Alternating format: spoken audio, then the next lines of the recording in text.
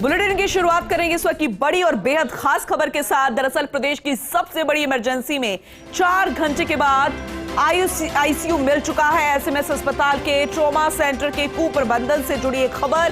सप्ताह भर पहले कुप्रबंधन के चलते एक स्टूडेंट को अपनी जान तक गंवानी पड़ी थी। महाराजा कॉलेज के छात्रों ने जब कल अस्पताल में हंगामा खड़ा किया तो अस्पताल प्रशासन ने पूरे घटनाक्रम की विस्तृत रिपोर्ट तलब की। रिपोर्ट में कई चिंताजनक बिंदु निकल कर आए जो कि खुद व्यवस्था पर खड़ा कर रहे हैं सवाल। रिपोर्ट के मुताबिक कुलदीप 26 अगस्त को शाम 7:35 बजे ट्रॉमा सेंटर लाए गए थे। गंभीर उनकी हालत थी, उसके बावजूद उन्हें 113 नंबर वार्ड में भर्ती कर दिया गया। हालत लगातार बिगड़ती रही तो मरीज को सिटी एनजीओ भेजा गया। इसके बाद रात 11:30 बजे मरीज कुलदीप को सेमी आईसीयू भेजा गया, लेकिन वहां बेड ही उपलब्ध नहीं मिला तो फिर उसे इमरजेंसी आईसीयू भेजा गया। इसी शिफ्टिंग की प्रक्रिया के दौरान लगातार मरीज की हालत बिगड़ती गई। देर रात 12:48 पर आखिरकार मरीज कुलदीप की सांसें थम गई। लेकिन इसमें आश्चर्य यह है कि इस दौरान कोई भी वरिष्ठ चिकित्सक ट्रॉमा में मौजूद नहीं था। चिकित्सा अधिकारी डॉक्टर श्याम डालिया, जूनियर रेजिडेंट कृष्णा के अलावा नर्सिंग स्टाफ के भरोसे ही गंभीर मरीज ने इधर उधर उन्हें किया और इसी शिफ्टिंग में कुलदीप ने दम तोड़ दिया। पूरे घटनाक्रम ने एक बार फिर ट्रॉमा सेंटर की व्यवस्थाओं पर सवाल तो खड़े किए हैं।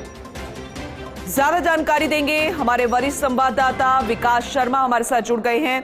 विकास, अब ये माना जाए कि जब तक हंगामा नहीं होगा, किसी की मौत नहीं होगी, तब तक कुछ नहीं किया जाएगा? ये लापरवाहियां ऐसी ही चलती रहेंगी? देखिए, बिल्कुल ये बहुत ही चिंताजनक। एक घर का चिराग जो है वो बुझ गया है और जो चिराग बुझा है उसके बाद में उसके साथी जो है कल उन्होंने एसएमएस अस्पताल में जाकर बड़ा हंगामा किया। भारी पुलिस जाब्ता का तैनात किया गया और उसके बाद में एक प्रचंड रिपोर्ट ली गई है इस बात को लेकर कि आखिर घटनाक्रम क्या है। हालांकि इस पूरे मामले को हम आपको अपडेट कर दें कि अस्पताल प्रशासन ने 4 वरिष्ठ चिकित्सकों की एक कमेटी बनाई है। उस कमेटी की रिपोर्ट आना बाकी है, लेकिन जो अभी तक प्रथम दृष्टया रिपोर्ट ली गई थी, इसमें पूरा घटनाक्रम की जानकारी ली गई है। उस रिपोर्ट के अंदर जो तथ्य सामने आया, जो बिंदु सामने आया, वो कहीं न कहीं पूरी अस्पताल की जो ट्रॉमा सेंटर, जो कि प्रदेश की सबसे बड़ी इमरजेंसी है, उसके ट्रॉमा सेंटर की व्यवस्थाओं पर सवाल खड़े करती है। आप देख सकते हैं वहां पर 7:35 पर एक मरीज, एक युवा जो इस उम्मीद में लेके आए थे उसको कि उसको ट्रीटमेंट मिलेगा, बेहतर ट्रीटमेंट मिलेगा और उसकी जान बचा दी जाएगी, ऐसी स्थिति में उसको लेके आए थे।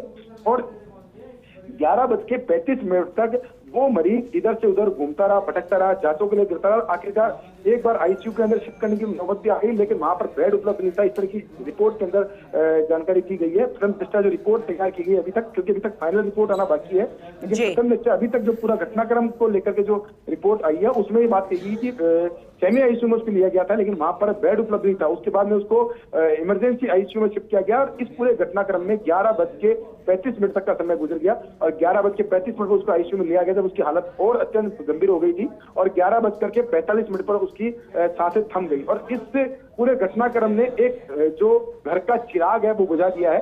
ये महाराजा कॉलेज का स्टूडेंट था, एक उम्मीद लेके आया था जयपुर में कि पढ़ाई करके वो एक अच्छा कह सकते हैं जॉब लगेगी उसकी, वो परिवार के लिए एक कह सकते हैं नौनियाल के रूप में काम करेगा, लेकिन उसकी जिंदगी थम गई और इसने पूरी व्यवस्थाओं का सवाल खड़े कर दिया है। क्योंकि ट्रॉमा सेंटर जहाँ की व्यवस्थाओं को लेकर, जहाँ के कुप्रबंधन को लेकर पिछले दिनों में आपको अपडेट कर दें, मुख्यमंत्री अशोक गहलोत जब ट्रॉमा सेंटर पहुंचे थे तब भी वहाँ की व्यवस्थाओं को लेकर सवाल खड़े हुए थे और उसके बाद में जांच कमेटी गठित की गई, उसमें कई तरह की लापरवाही सामने आई थी। उसके बाद में कई चिकित्सक, कई नर्सिंग स्टाफ वहां से हटाया गया था, लेकिन उसके बावजूद जो अस्पताल, जो ट्रॉमा सेंटर है, वहां की व्यवस्थाएं अभी तक भी दुरुस्त नहीं हो पा रही है। और यही वो वजह है कि इस तरह का घटनाक्रम कल आप देख सकते हैं कि किस तरह से महाराजा कॉलेज के काफी स्टूडेंट जो है अस्पताल पहुंचे, क्योंकि इस तरह का घटनाक्रम देखने को नहीं मिलता कि स्टूडेंट एक साथ ऐसे इकट्ठे होकर वहां पहुंचते हैं और वो जांच कराने की मांग करते हैं, जो दोषी है उनके खिलाफ कार्रवाई की मांग करते हैं। उसके बाद में जब ये रिपोर्ट आती है, उस रिपोर्ट में चीज आती है कि इस तरह से पूरा घटनाक्रम जो है उसकी रिपोर्ट आती है। हालांकि भी पूरी विस्तृत रिपोर्ट आना बाकी है वरिष्ठ चिकित्सकों की। बिल्कुल आपने सही कहा, उम्मीद करेंगे कि कोई ना कोई निष्कर्ष जरूर निकलेगा और घर का कोई भी चिराग अगर पहुंचता है अस्पताल में किसी भी वजह से, किसी भी बीमारी की वजह से, वो कुप्रबंधन की भेंट नहीं चढ़ेगा। बहुत बहुत शुक्रिया विकास तमाम अपडेट के लिए। और इस वक्त